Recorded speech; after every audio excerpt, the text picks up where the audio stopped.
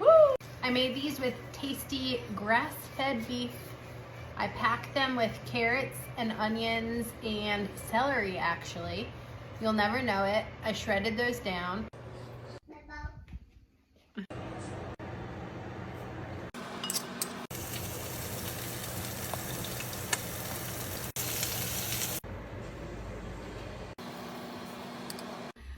This can, I know this has been a problem that I've had for like years, but I legit can't do this. Is it cutting? Yeah.